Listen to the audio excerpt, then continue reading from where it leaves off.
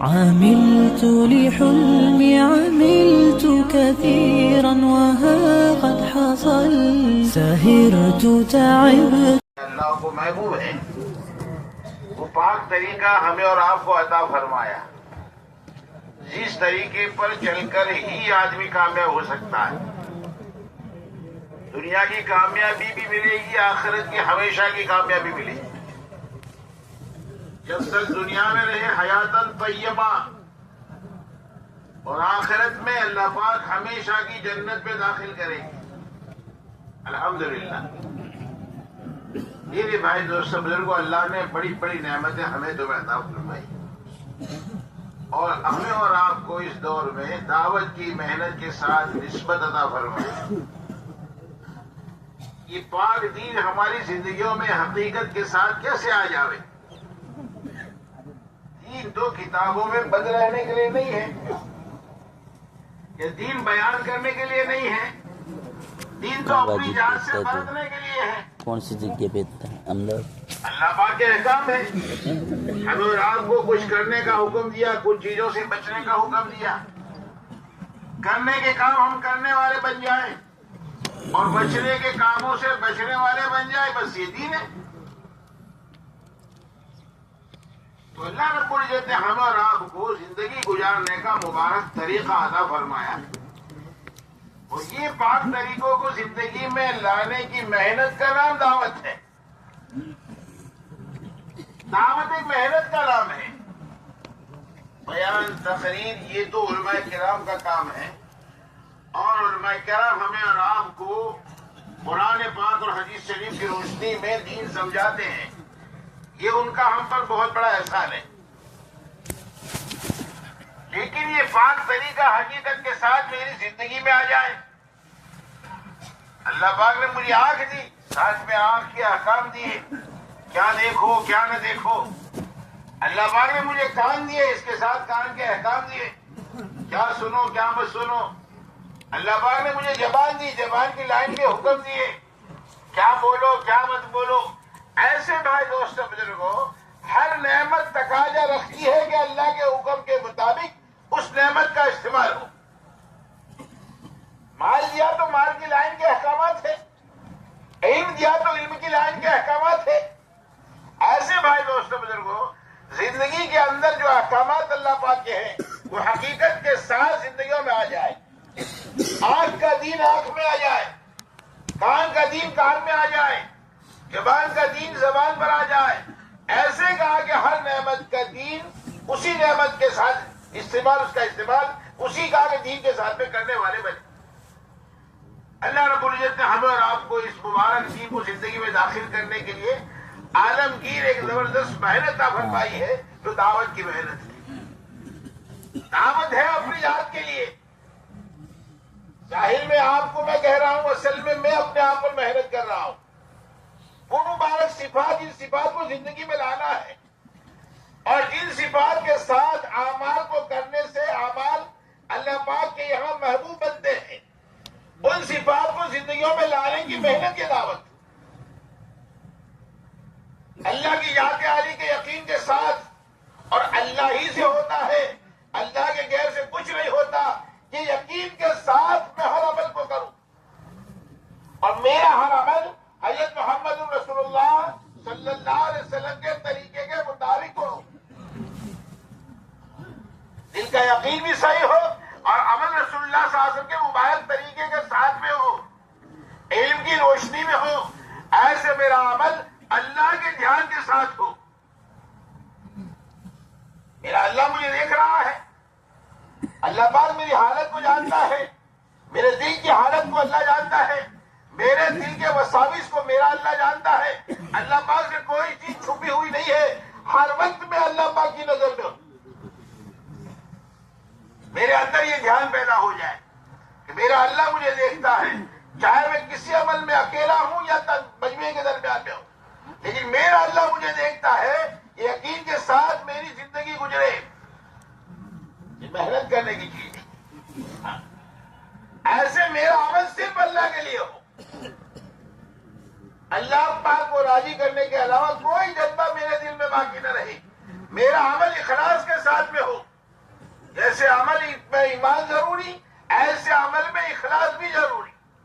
ایمان کے بغیر عمل قبول نہیں، اخلاص کے بغیر بھی عمل قبول نہیں. محنت کر کے مجھے اس اخلاص کو اپنی زندگیوں میں لانا ہے، مجھے لانا ہے. اور میرے جان و مال کی ترتیب صحیح ہو جائے.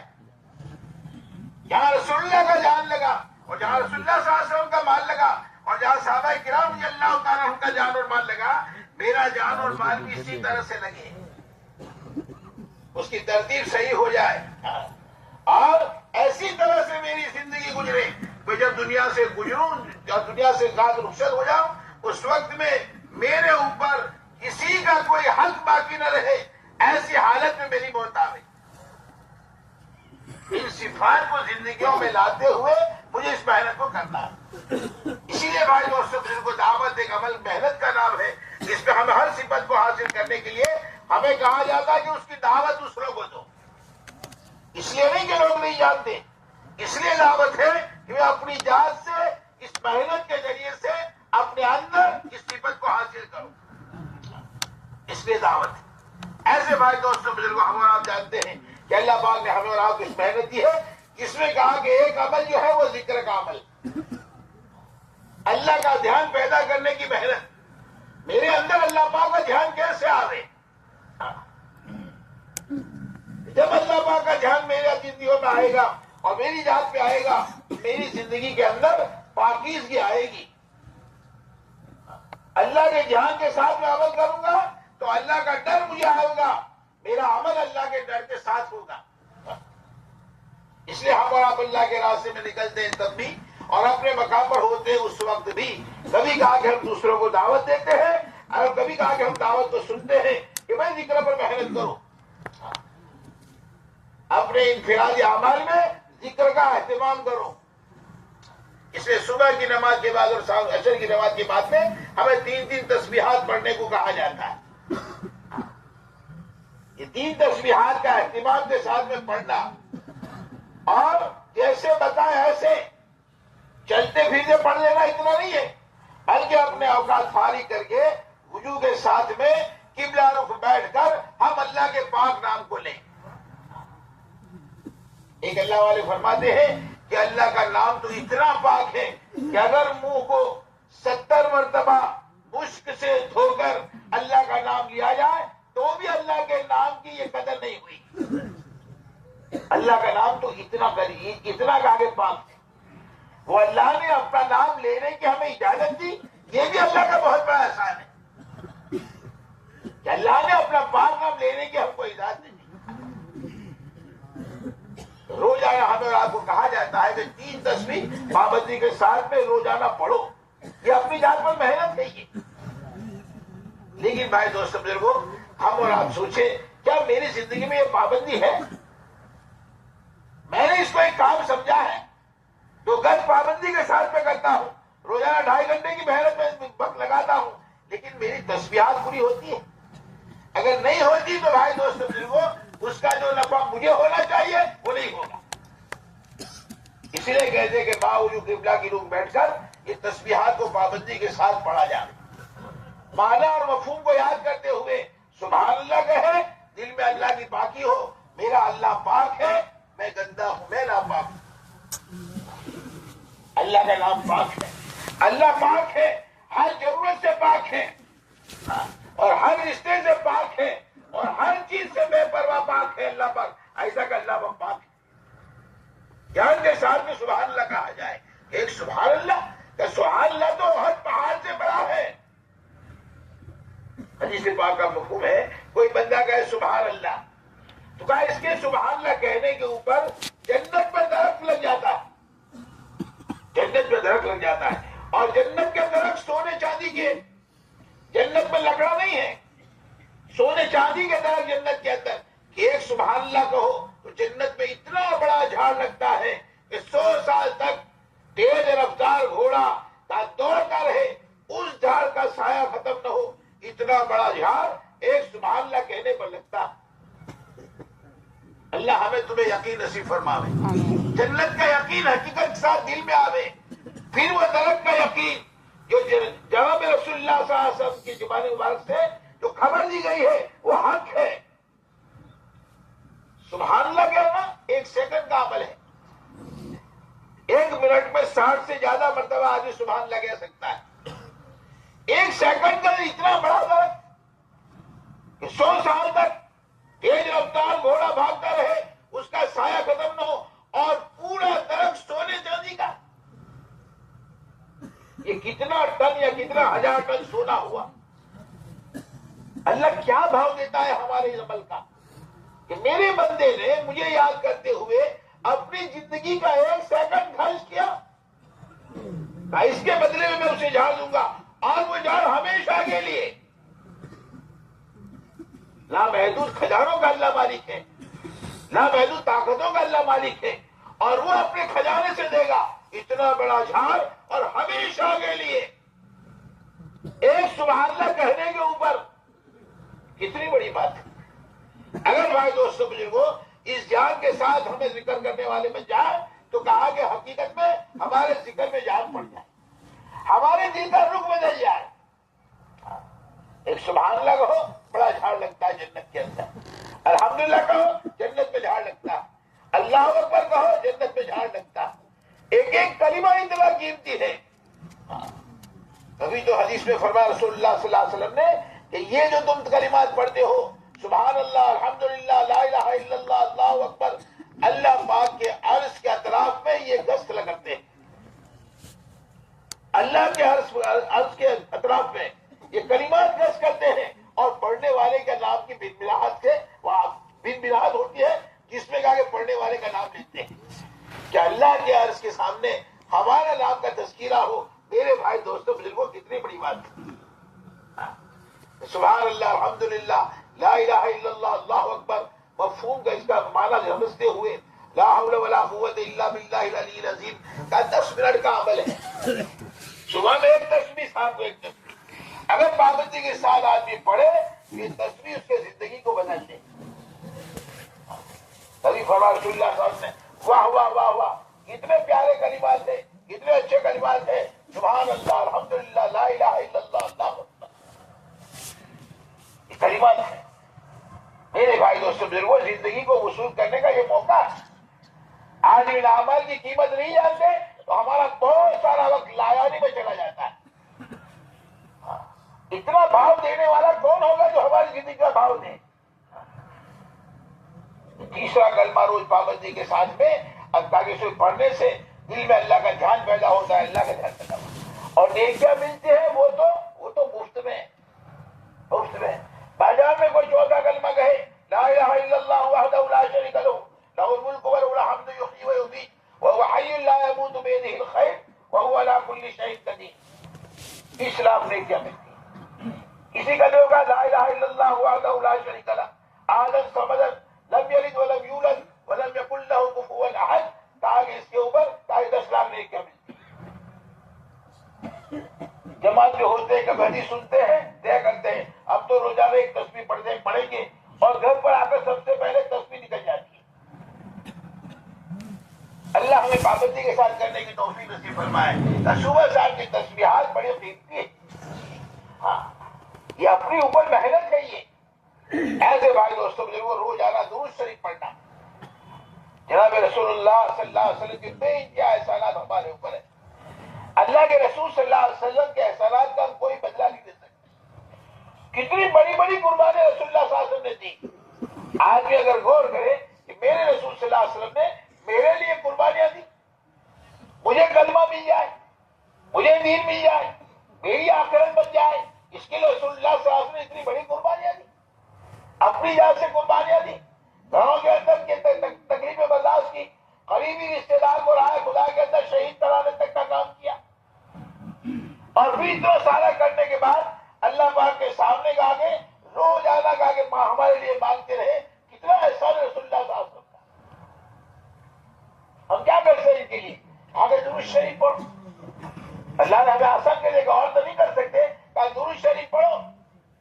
اس سے بھی ہم احسان کا حق تو نہیں ادا کر سکتے، لیکن کچھ تو ہوا، کچھ تو ہوا. اور کتنا قیمتی کہ آدمی درود شریف یہاں پڑھے. مدینہ پاک میں جناب رسول اللہ صلی اللہ علیہ وسلم کی قبر اطہر کے اندر ہمارا یہ درود پہنچایا جائے. حدیث پاک کا مفہوم ہے. کہ بہت بڑا فرشتہ رسول پاک صلی اللہ علیہ وسلم کا بہتر کے پاس میں ہے.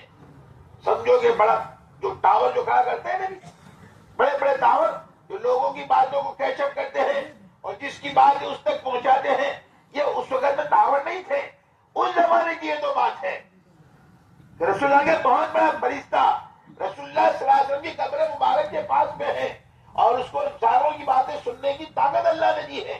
اگر کوئی کہا کہ مسلمان رسول اللہ صاحب پر درود پڑھے، رسول اللہ صلی اللہ علیہ وسلم پر کہا کہ سلام پڑھے، وہ فرشتہ سنتا ہے، رسول اللہ صلی اللہ علیہ وسلم تک اس درود پاک کو پہنچاتا ہے. اور رسول اللہ صلی اللہ علیہ وسلم درود پڑھنے والے کے لیے دعا کرتے ہیں، استغفار کرتے ہیں.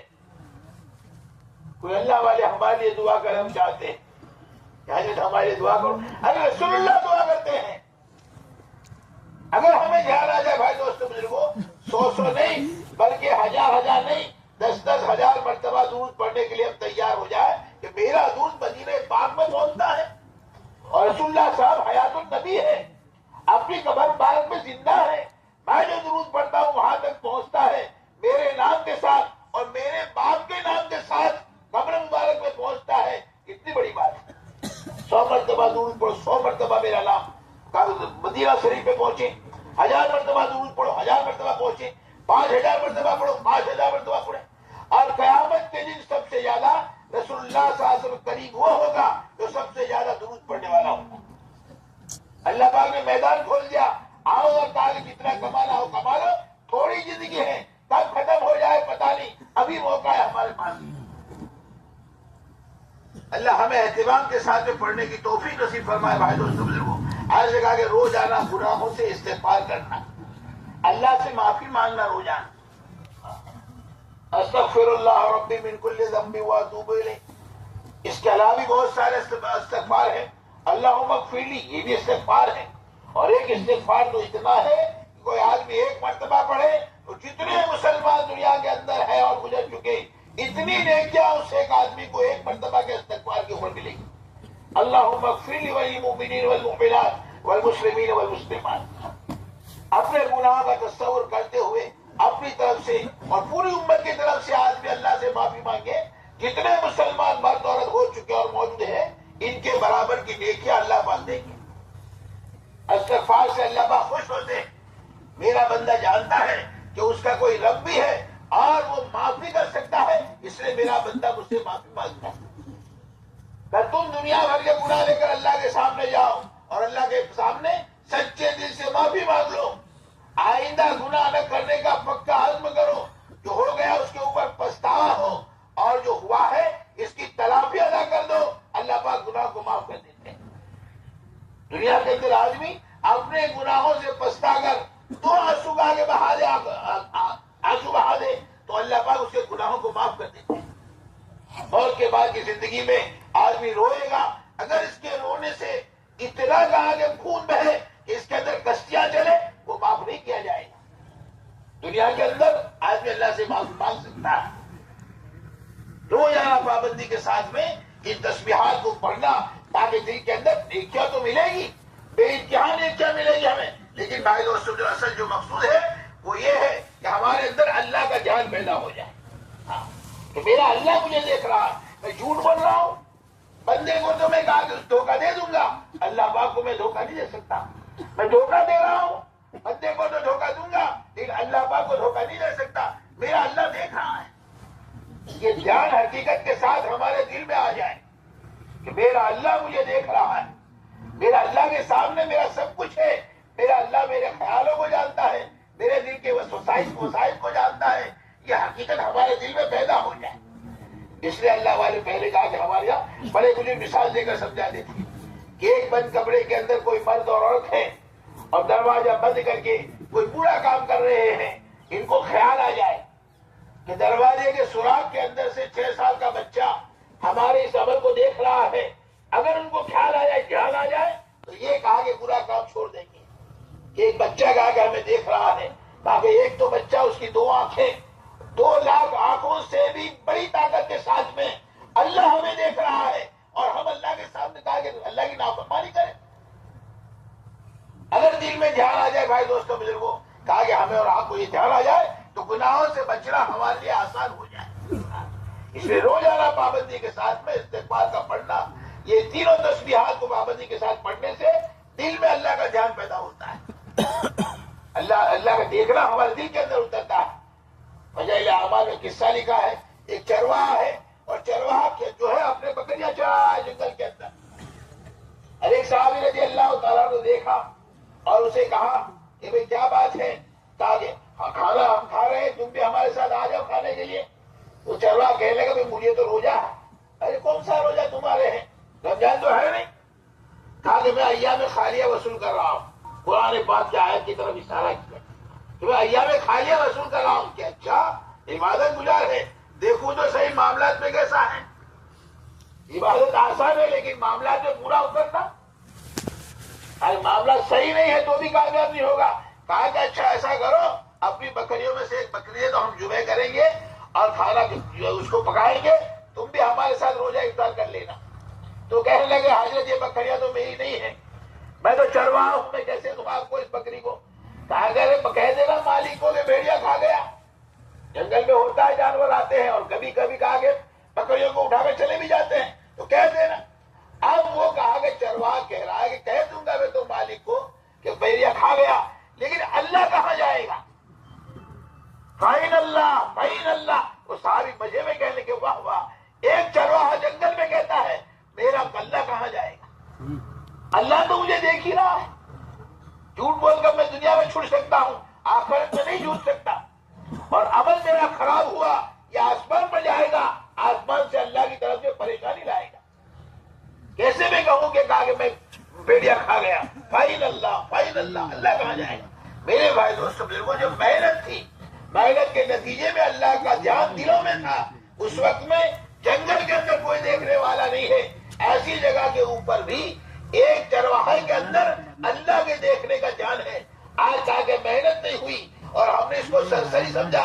میرے بھائی دوستوں بزرگوں، آج نماز میں اللہ کا دھیان نہیں رہتا. ہاں اللہ اللہ پکارا جاتا ہے، اللہ اکبر وہی سے شروع کرو. سنا پڑھو تو بھی اللہ کا سبحانک اللہم.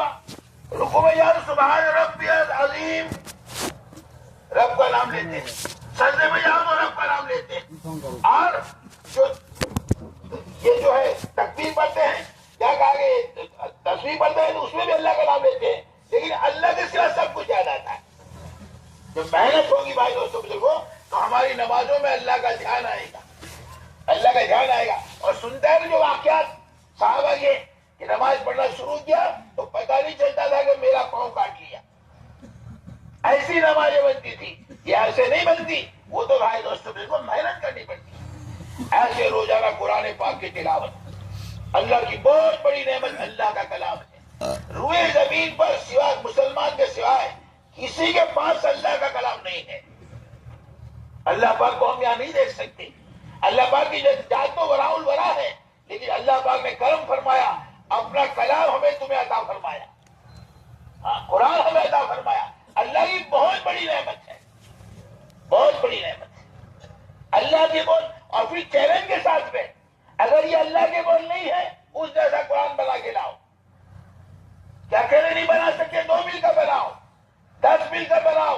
ارے میری ذات کے علاوہ دنیا کے سب جمع ہو جاؤ اور تم بنا کر لاؤ. کہا تم قرآن نہیں بنا سکتے، تم ایک سورت نہیں بنا سکتے، تم ایک آیت نہیں بنا سکتے. جب نہیں بنا سکتے تو مان لو کہ اللہ کا کلام، یہ اللہ کا کلام ہے. مسلمان کے پاس اللہ کا کلام ہے. ہم نے اللہ کے کلام کی کیا قدر کی؟ جو جانتے تھے قدر، ان کی زندگیوں کے حال سنتے ہیں. رات بھر میں کہا کہ قرآن پڑھا کرتے، رات بھر میں قرآن پڑھا کر، ایک رکعت میں قرآن پڑھا کرتے. اور عشاء کے بعد قرآن کھولتے تھے صبح تک، اور اس دھیان کے ساتھ یہ تو میرے اللہ کا کلام